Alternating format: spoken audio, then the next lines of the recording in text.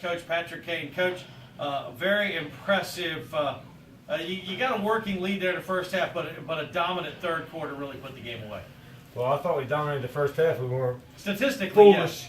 We weren't foolish. We were very foolish in the first half. That kind of hurt us a lot, but we got to get that fixed. I assume you addressed that at halftime because it was much cleaner in the second half.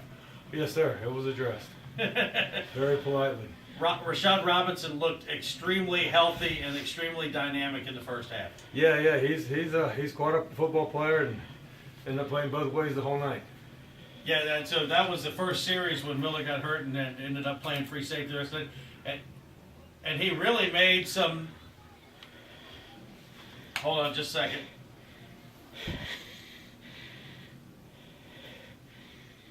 Anyway, it's disconcerting to hear that in your ear, doesn't it? But I don't hear it. Oh, I do. Anyway, I'm sorry, I'm all messed up.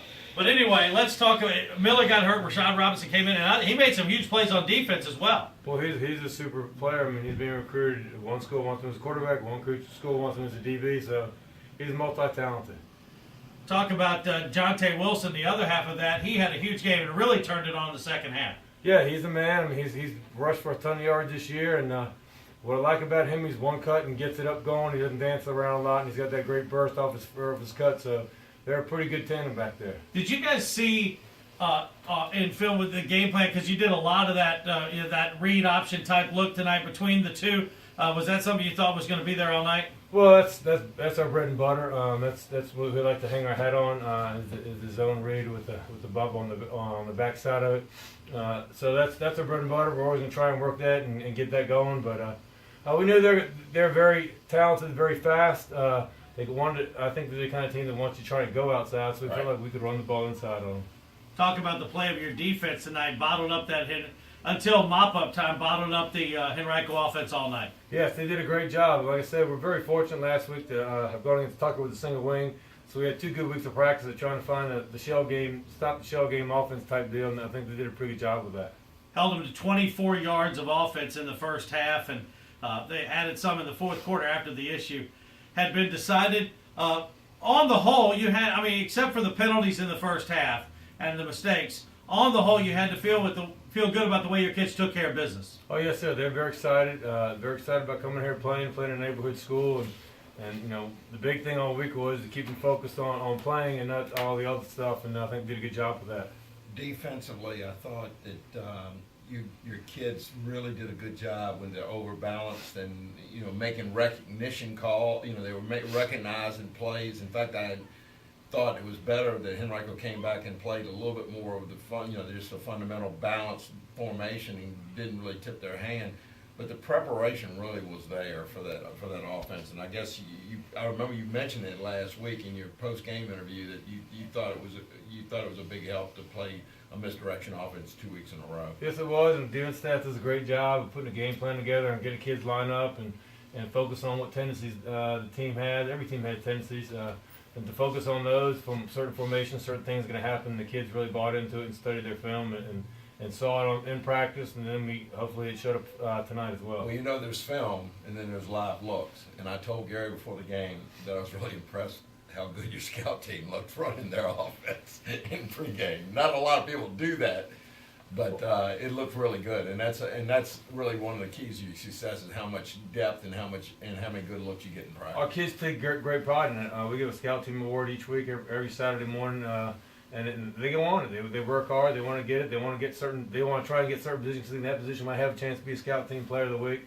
So they do a great job, and that's where we're able to be successful because it takes the whole team. It doesn't take just 11 guys on the field. Congratulations for the way you handled Rashad's comeback. Because you're a good coach when you can keep drama away from off the field.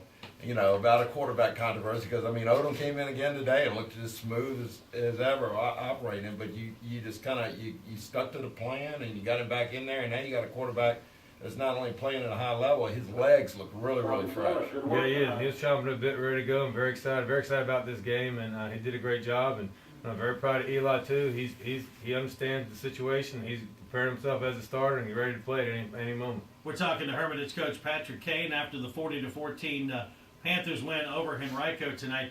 Okay, Coach, you're 11-0. That sounds real good. Move on to the next step and enjoy this for one night, and then it's preparing for Manchester.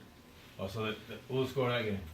3 touchdowns. 33-14, I believe it was. That'll be quite a challenge. Yeah, it's kind of funny. We started our year with them in the scrimmage over right off Macon. So That happens more often than you think it does.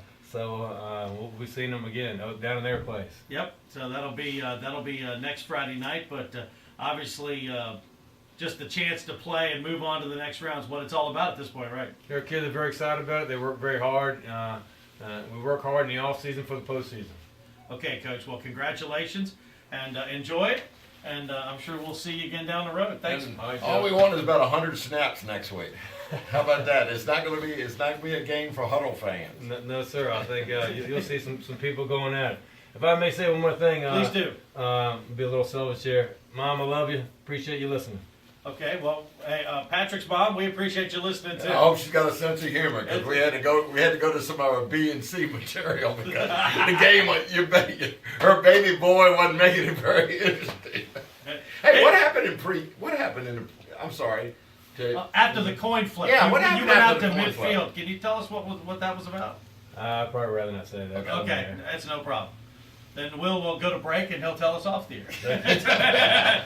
So anyway, Patrick, thank you very much. That's Patrick Kane. We're going to step aside, take another break, and we're going to end our broadcast on 96.1 The Planet. Thanks for everything. Final again, 40-14. After this break, post game continues on Fox Sports 910.